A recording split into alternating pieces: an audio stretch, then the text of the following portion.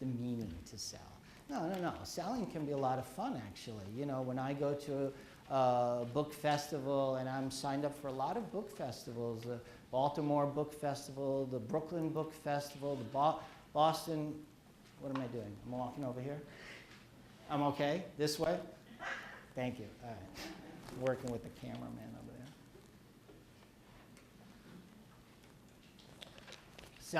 Selling can be a lot of fun. You got the kids, you got the moms, you got the stupid dads who don't know anything. You know, you have teachers, you have principals, you have rapport. So selling can be fun. I'm not saying that cold calling is fun, but either way, if you're independently publishing, you will have to sell your book. If you're traditionally publishing, you can count on 60 days or 90 days of the PR department. You can't bug them. You can't even talk to them because there's so many doors between you and them. You have to tell the agent, hey, what's going on? The agent has to try to get through to figure out what's going on with your book. Is that if you are published and you're not out there selling your book, and after a few months the publisher is not really doing that much or giving you a call, you know, we've got this, you got to get to Columbus, Ohio to do this 5-minute segment there, then you might have to hire a publicist. Now, those publicists are not cheap. You know, if you can get one for $3,000 a month or $5,000 a month, if you want, like Deepak Chopra's, you know, a PR person, that's like $10,000 a month, etc. So somehow you're going to have to figure it out. And that's what I'm trying to tell you, is whether you're going traditional publishing or independent publishing.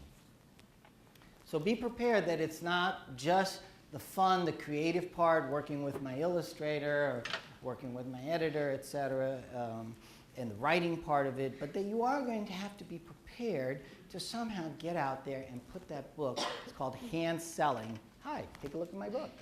You know, you are going to have to do that because no one will do it for you unless you hire that person. And I've hired those people, and I fired those people. Okay? Because I could write a better press release than them. I'm better on the phone than they are. I know more about my work. I'm more passionate about my work than those people that I'm paying $3,000 a month for a 6-month contract, which is like, you know, the low end of getting a PR person. So I'm just trying to inculcate that into your minds that it is fun to write a book. It is fun to even independently throw down the money and, you know, and get a beautiful color book, and it feels so nice, and it's mine, and I could sign it for my mom and for my sister and, you know, my aunt. But that is fun. That is fun. But then now you've got 5,000 books in your garage. You know, what are you going to do with that? And just to tell you, when this Dutchman, Jean-Jacques, was his name, Jean-Jacques Van Belle, he, I told you he was a nut, but at that time I was also in the art gallery business, and he had the books delivered to my art gallery in Santa Monica on Main Street in Schwarzenegger's building we were at that time, and 5,000 books come, you know, in 200 cases of books. And I'm shocked, and I'm happy, and I'm shocked, and my business partner's going like, what are these books doing here? You know, we're not going to store these books in the art gallery. I called up this Jean-Jacques Van Belle, and I said, well, thank you so much. I can't believe the books look so beautiful. Thank you, you actually did it. And, you know, I was blown away that finally, after all that time, to see one's book actually in print, you know. But my business partner is a little bit upset because the books are in the back of the gallery and we can't really store them. Then, so what are your plans? He says, well, I have to go back to Europe, and I probably won't be back for 6 months. So why don't you just start selling the books? And you know, I said, well, but you're the publisher, right? Aren't you supposed to sell the books? Yeah. But I have to go back to Europe. So just, you know, sell them. Just find some place and sell them. So I didn't know that I was going to be doing that, you know. But at that time, I mean, I was happy to have the books, but I didn't know I was now going to have to sell them also. So at that time, I don't know if you know Main Street, this was 1988 when we opened our gallery, but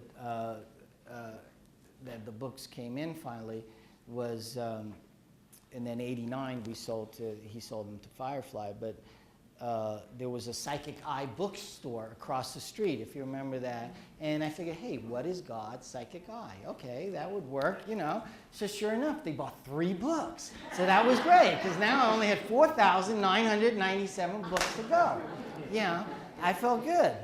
But anyway, that's how I started. And then after Firefly purchased the rights, and we worked all that out, then I approached them with my second book called What is Love? Okay, series. I want you to remember this. You're not just writing one book. You are writing a series of books. Okay, I have a series. It's a brand. It's called the What Is series of children's books on character education and difficult topics. You can wake me up at 3 a.m. in the morning and I'll recite everything to you. Okay, it's just burned into my mind. It's a brand, the What Is series. So you should be thinking in terms of series, not just this one book that is just going to explode. So I came out with that second book by the same author, using the same illustrator that Jean-Jacques had used, and Firefly politely rejected it. And this was after the book was starting to really sell as well. We got into this creative difficulties thing, and I just said, excuse me, fuck it, you know. I don't want to go through another 15 years to get my second book published. So I spoke with my business partner. I said, really, what is it about publishing a book? You know, what is it about publishing a book? What are the mechanics of Okay, you write the book. Okay, you get an illustrator, illustrates the book. Okay, you get a printer. The printer prints the book. Okay, and then you got to sell the book. I guess that's what a publisher does, right? A publisher does those steps. Of course, there's sort of little in-between steps as well. But so he and I decided that we would publish my second book together, the What Is Love book. And that's how my enterprise started. Then I left the art gallery. We split. He took the art gallery. I took our book business. And that was 8 years ago. And I'm very happy doing what I'm doing now. It's self-sustaining.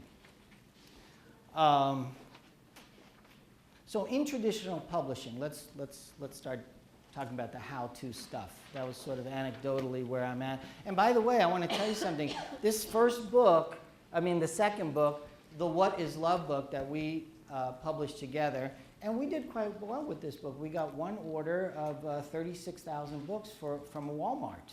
So it's doable. You know, we found a crazy salesperson. She was very good, and she was another crazy person. A lot of crazy people in our part of the world, but she sold a lot of books. And good salespeople are crazy people, by the way. You know, that's why they're good salespeople, because they're crazy.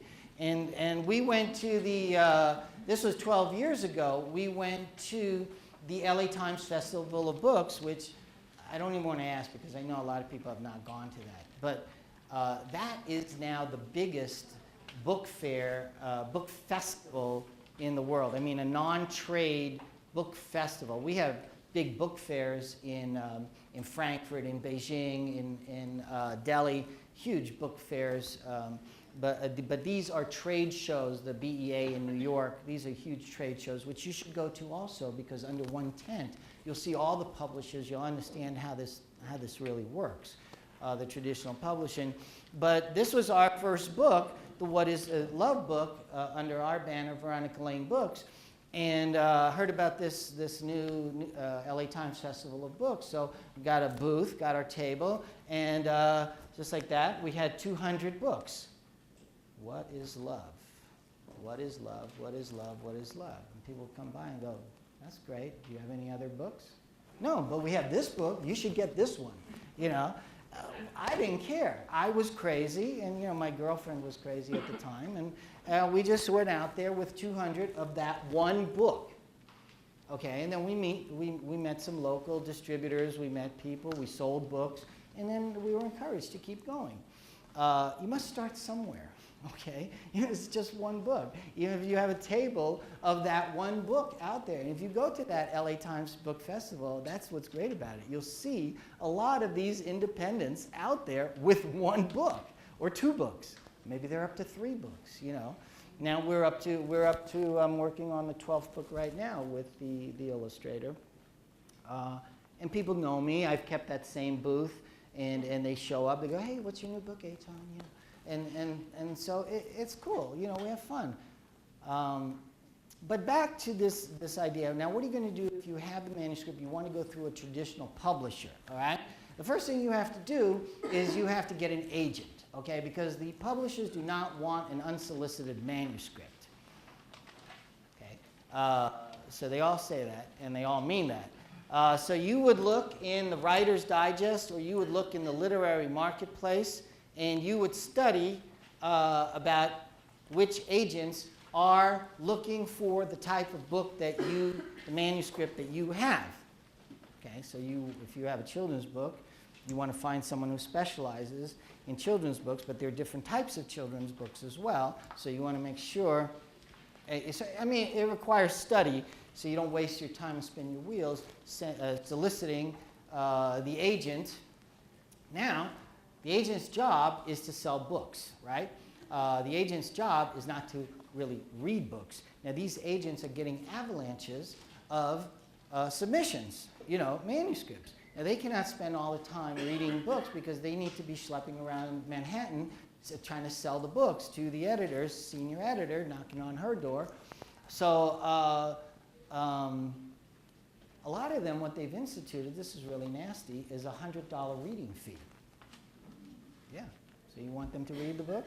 We don't know if they've read the book when they send you that form letter, you know. But it's a humiliating, frustrating process. Having gone through it, I'm telling you, and those of you who have submitted can attest to the length of time to get a response, right, from an agent or from a publisher. You can attest to this, that it's frustrating.